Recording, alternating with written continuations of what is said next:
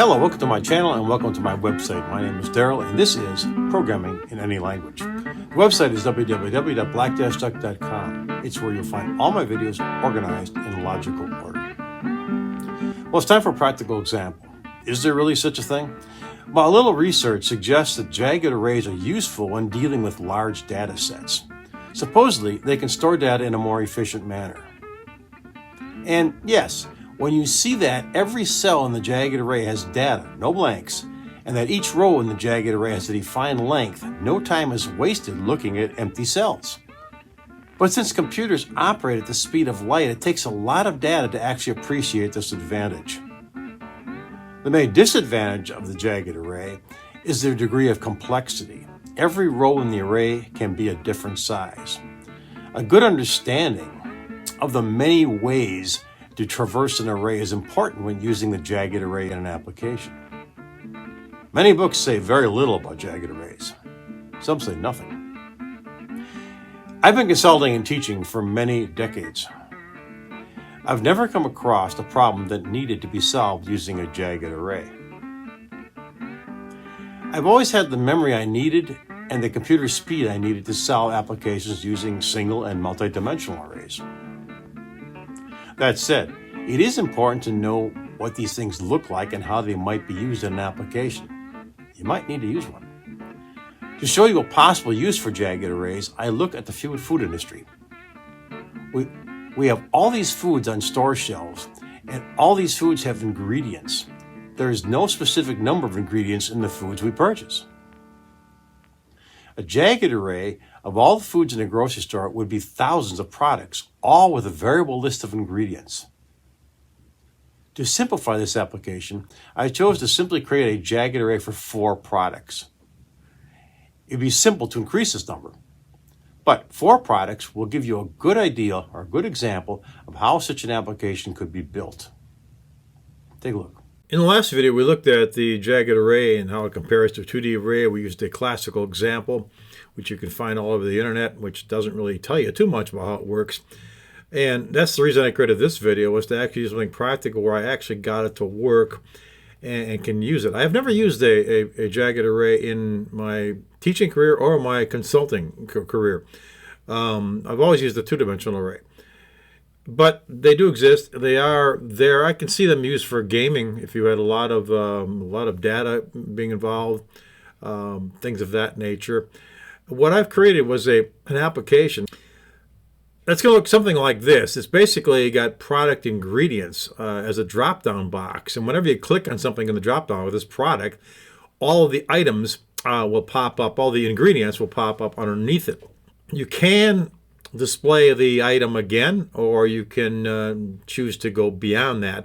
And how I did this was I actually set up a text file that looks like this. And you can see that I have the names of the products in caps. So I can kind of see that, and then I've got all these things underneath that, and then the next one is showing up here.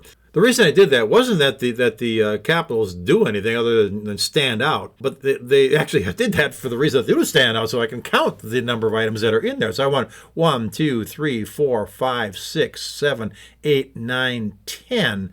So I knew I had 10 items in my first product, Rotel diced tomatoes, and I get 1, 2, 3, 4, 5, 6, 7, 8, 9 of them.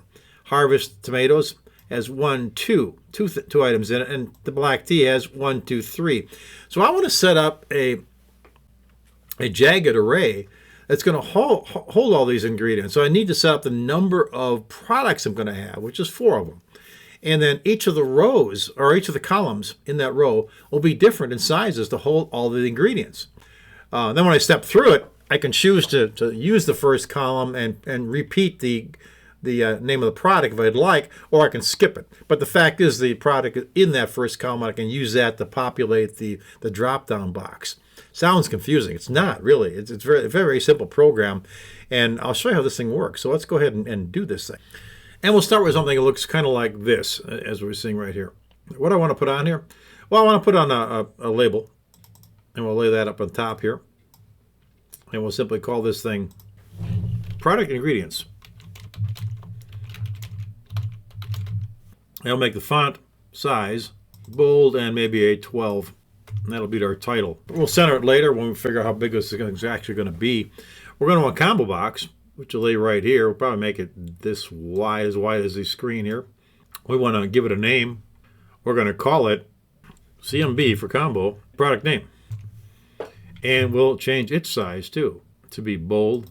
And we'll make it a 10. We'll let the title be larger. That puts that in place. Then we're going to have a list box. It's going to display all of our ingredients. We'll make that as wide as the combo box. Bring it down something like this. And we'll call this guy LBX Ingredients. And we'll make its font name also bold and a 10. And we'll need a button. Got to end this program somehow, so we'll lay an exit button down here. Bold 10. That'll require us to make it a little larger. So fit that exit piece in there a little bit better. There we go. And this will be button exit. That's it. Well, let's slide this up a little bit. Move this around here. Make it as wide. Bring it down so it fits everything, and we're probably looking okay. Maybe bring this thing over here. Bring our form something like this, and then center on the form horizontally. Grab these two, which are the same size, and center them on the form horizontally, and we're good. And this thing is going to be just fine where it is, although we could probably align the rights, and we know that exit button is right there. So that's our product. We'll save this thing now, save all, and we've got it ready to go. So I've got the thing done. First thing we'll do is get rid of the easy stuff. We'll get rid of the toolbox too, and we'll go ahead and program our exit button. So I'll double click on that, and here of course I'll put slash close form, and we'll say this .close, and that's all we need. Now let's go ahead and put our array in here. So what I'm going to do in the very top here, under the form part, the global area, I'm going to set up a string, and it's going to be a jagged array. And I'm going to call it string ingredients. And I'll make it equal to new string, and I'm going to say, well, I could say 4, and then I could say blank, because I don't know how many ingredients there'll be in each product, and establish it like this. I don't want to necessarily do that. I like to use a variable in here because I want to use that variable later to count. So I'm going to go up here and I'm going to set up an integer called int number of products. Make that equal to 4. And then I'm going to change this right in here to say int number of products. Now I get an error here. I get an error because the field initializer cannot reference the non-static field method from the form 1 property. So what I've got to go up here, I have to actually say this is static. static, and the error goes away. So now I've got I can use this global variable with the number 4 in it as my counter. So that allows us to create our jagged array container, so to speak, that's going to hold our jagged array. What I want to do next? Well, I'm going to do all this in form load. This thing is going to automatically run. So in form load, I need to go ahead and read my data file. Remember, that data file is going to be out in, it's going to be this guy. It'll be this guy here. He'll be out in the field, out in my /bin/debug folder. So I'll have that in place.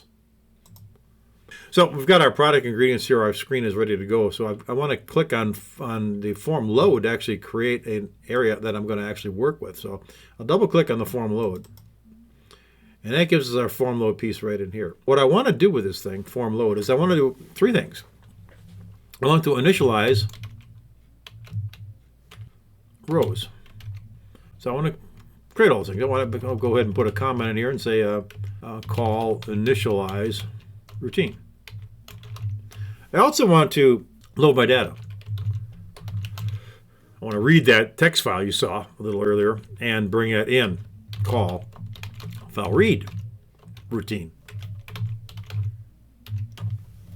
Then I want to update product names. And then we'll call, that'll set up the combo box. And that's all I really need to do. So let's go ahead and create that thing. The first thing I want to create then is the initialize rows routine. Private void initialize rows. And that gets rid of our first error. Now we can put this thing in here. We do that by setting up we call this thing string ingredients. So we're going to say that string ingredients, str ingredients 0 or row 0 is going to be equal to new string, and we know it's going to be 10 items because I counted those items. So I'm going to say 10, and then I'm going to put my brackets in here and initialize them with nulls.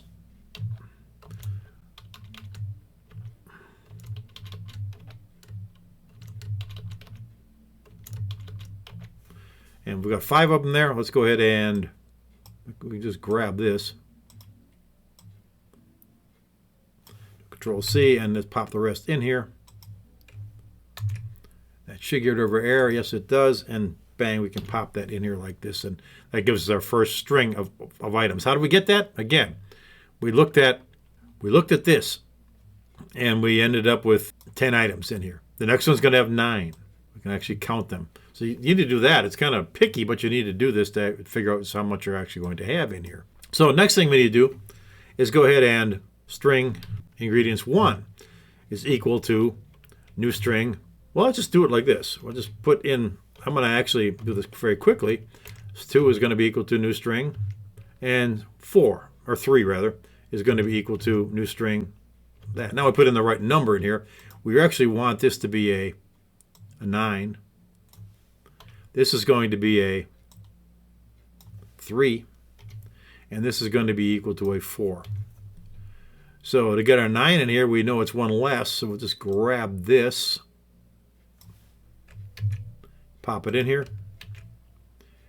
We know we have 3, so we'll go ahead and grab 3 things, 3 nulls, pop it in here.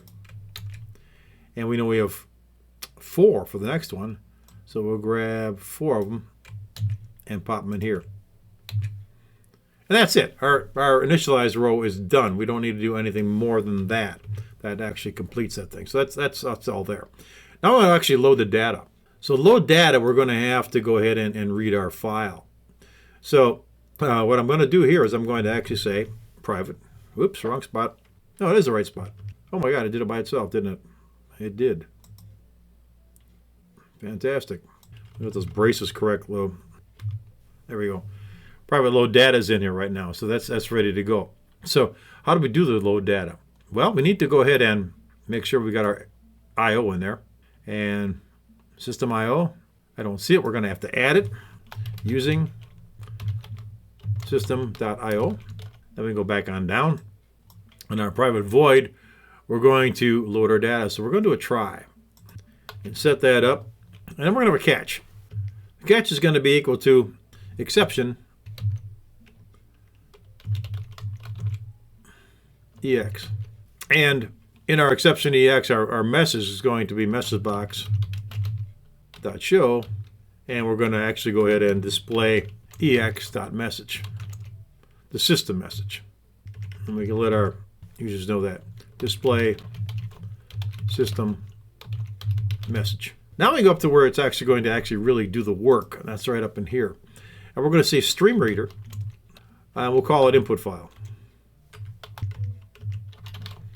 Set up stream reader. And input file is going to be equal to file.opentext, and it's going to have the file name in here, which is ingredients.txt. And this will exist inside the /bin/debug folder. You'll need to put that in there when you set up your data file. And so this will open the file. Any error, stream reader will catch it and display it as an exception EX. Now we'll go ahead and read our data. So while input file, not input file, and a stream, we can go ahead and do our work. So long as we're not at end of file, I'm going to read all the data, we can do this. So we need to actually find out what we're going to actually do. So we're going to do a for, and I'm going to say int row, much like the demonstration we did on the last video, equals 0, and row is less than str ingredients dot length, and then increase the row. So that's going to tell us for all the rows we have in our jagged array, we want to process them in this loop. While we're in that loop, we want to look at the columns in each particular row. So we'll say for int col equals 0, and col is less than string is row.length, col++, and set it up. So this is looking at starting with 0, and our ingredients will be looking at the row's length. We'll stop. We'll keep doing this process until we uncovered all the columns in that particular row. They can be different. We've got 10, 9, 3, and 4, something like that. And we're actually going to put them in there. So we're going to actually go ahead and say string ingredients row col is equal to input file read line. It's going to read the data from the file, read record. With that process done, our open is here, so our close goes right here.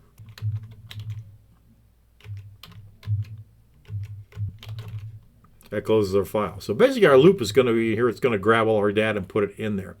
That's basically all we need to do so far. Let's see if this runs at this point. We're not done. One little piece to do yet. We can run it, and we do have an error. So let's see what the error is. Good thing we did this now. We can actually pop up and see what it is. Well, the thing is the update name is not existing because we're in context. We're looking at 33, which is right here. The update product, we haven't written this thing, the updating product names yet, so we need to do that next before we can actually make this work. So let's go ahead and do that. Let's go ahead and shorten this. We'll go ahead and close this off so we can kind of see it and get rid of this right here so we can kind of watch this thing. And let's leave this one on. I want to go right down here and say private void update product names. And that gives us our list there. We can now go ahead and close off this load thing here so we can see it. And in here, we'll actually go ahead and do that. We're going to go for int x is equal to 0. X is less than ingredients.length and x plus plus. So it's going to look at all the rows. And in all the rows, all I want to grab here is I want to take the combo box product name dot items dot add and add string ingredients x. But not just string ingredients x, I want to add string ingredients x, the row, and 0, the first item in that row, which is going to be the product name. And that gets that in good shape. So now we can do a file save, see if our program runs. Still need one more thing to do yet, but couldn't find users Dropbox how to program any lower. I didn't put the text in there, so let's go ahead and do that. Close up. I have to navigate to that folder. This is the practical example folder. And what I want to do is I want to go ahead and grab my text file, which I have, probably have up here. There's a copy of it. So here's it. It's right here. Copy this. I'm going to do a Control-C, go into my practical example, into my main folder, into the bin folder, into the debug folder, and place this here. So now the ingredients.txt file is sitting in there. Go ahead and close this off. And now let's run this program. And now it runs. And what happens here? Well, it's got the pieces are in the combo box. They don't do anything yet. I've got to make the click event work, and then we'll be all set to go. This exit works here. So let's go ahead and do that. What I need to do is I need to go into the form and double click on the combo box. Once I do that, I get the combo box click event, or the selected index change event, because someone has actually changed this. So what we're going to do here is we're going to say that lbx ingredients dot items clear. I want to take anything that's in there and clear what's in. Clear the list box. Then I want to say int x is equal to cmb product name dot selected index. So whatever the user clicked on, this is going to give me my row. He's going to click on either the first, second, third, or fourth item in there, and that's going to give me the index. So save index of combo box selection. Then I want to create my loop, which is going to grab all the data. So for int I equals 0, I ingredients length, but I would say ingredients x length, I plus plus, and then create my loop. So this is going to go through the particular row I've got here, looking at the particular row that we set up here, and it's going to look at, as long as it's got the length, it's going to grab everything from those columns that are inside that particular row, and it's going to place it in my list box. So lbx ingredients dot items dot add, and we put in our string ingredients x I. I could have used column there, I suppose, and add the item to the list box. And that's it. That's all we need to do here. So we can open up these guys, get all our code showing here. And there it all is. Let's go ahead and do a file save. Let's do a run. And we can now select any item here. I'll grab the tomato paste, and all that stuff shows up. Along with Happy Harvest tomato paste in here. We go up here to maraschino cherries. All those items are there. So the ingredients in these cherries are going to show up in this list box. And the clear is here because every time I go in here and change it, I want to get rid of what was there before and go here. Now, if you want to actually get rid of this piece, not show this and just show the ingredients, it's very simple. You simply change this routine in the combo box to look at 1. Then it's going to look at the second column in each item. Save all, start. Now we look at cherries, just the items show up. Look at Earl tea, black tea, citrus flavor, all the natural flavors. So you're not getting that. I kept it in there. I kept 0 in there because I want to make sure it was getting the right stuff when I actually looked at it from my list box. But once I have it working now, I know that it was getting the right stuff. I can go in here and just look at the ingredients to that particular product. Click on here and you get rid of the background. But Rotel diced tomatoes and green chilies contains this particular data.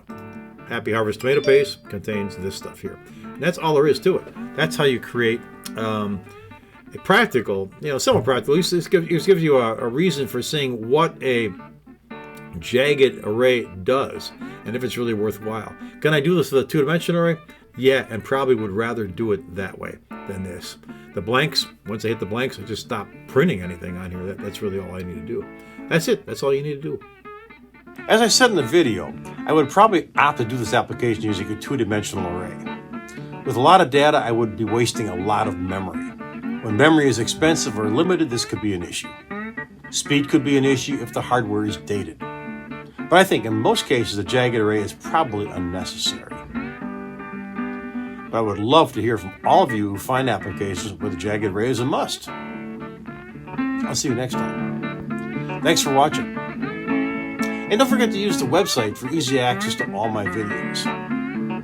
If you get a chance, please subscribe. That way, you'll be notified when something new is available. We'll see you in the next video. Take care.